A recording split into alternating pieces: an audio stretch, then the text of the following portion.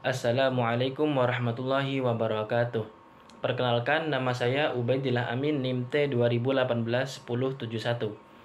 Saya di sini akan sedikit menjelaskan tentang poin D, yaitu tafsir ayat menurut para mufasir.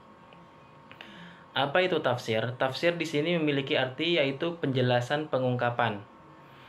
Menurut Abu Thalib As-Sa'labi berkata bahwa tafsir ialah menjelaskan status lafadz, apakah ia hakikat atau ia berupa majas.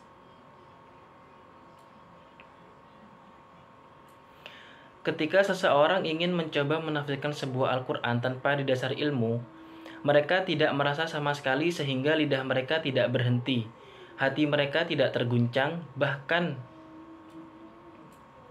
mereka seakan telah menguasai Al-Quran beserta ilmunya. Al-Quran menjadi kecerdasan dan pengetahuan bagi mereka. Seharusnya ketika kita ingin menafsirkan sebuah Al-Quran, kita harus sudah memiliki ilmu yang cukup mendalam dan cukup luas.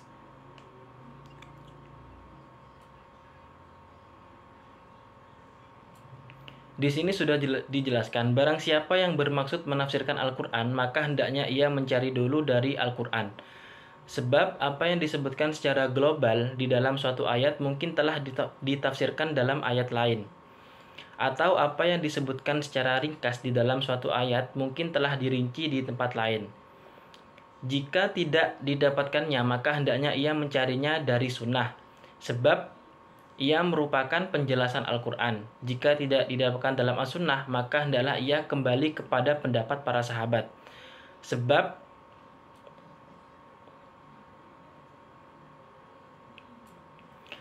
Sebab merekalah yang lebih mengetahuinya dan yang langsung menyaksikan bukti-bukti dan situasinya pada waktu diturunkan, di samping bahwa mereka memiliki pemahaman yang sempurna, pengetahuan yang benar, dan pengalaman yang baik.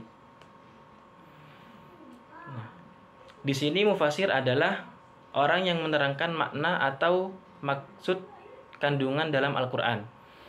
Sejatinya, kata Ustadz Ahmad Sarwan LC.MA, dalam bukunya Pengantar Ilmu Tafsir mengatakan yang boleh menafsirkan Al-Quran hanyalah Nabi Muhammad SAW.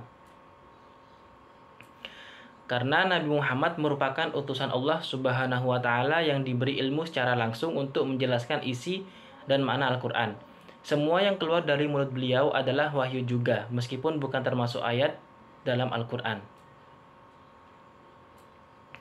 Hal ini sebagaimana telah dijelaskan dalam surat An-Najm ayat 3-4 yang menegaskan bahwa yang artinya adalah, dan tiadalah yang diucapkannya itu Al-Quran menurunkan kemauan hawa nafsunya. Ucapannya itu tiada lain hanyalah wahyu yang diwahyukan kepadanya Nabi Muhammad SAW.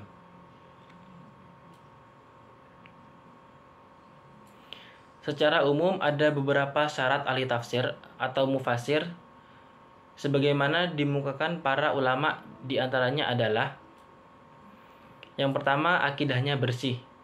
Yang kedua, tidak mengikuti hawa nafsu. Yang ketiga, mufasir mengerti usul at-tafsir. Yang keempat, pandai dalam ilmu riwayah dan dirayah hadis.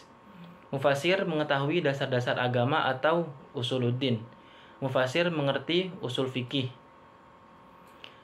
Selanjutnya, seorang mufasir harus menguasai bahasa Arab dan ilmunya, memiliki iktikad yang benar dan mematuhi segala ajaran agama. Yang terakhir, mempunyai tujuan yang benar. Jadi, di sini mufasir juga bisa menafsirkan Al-Quran ketika sudah memenuhi beberapa syarat yang sudah saya sebutkan barusan. Mungkin itu saja yang dapat saya sampaikan. Kurang lebihnya mohon maaf. Apabila ada kata-kata yang kurang berkenan, mohon dimaafkan. Assalamualaikum warahmatullahi wabarakatuh.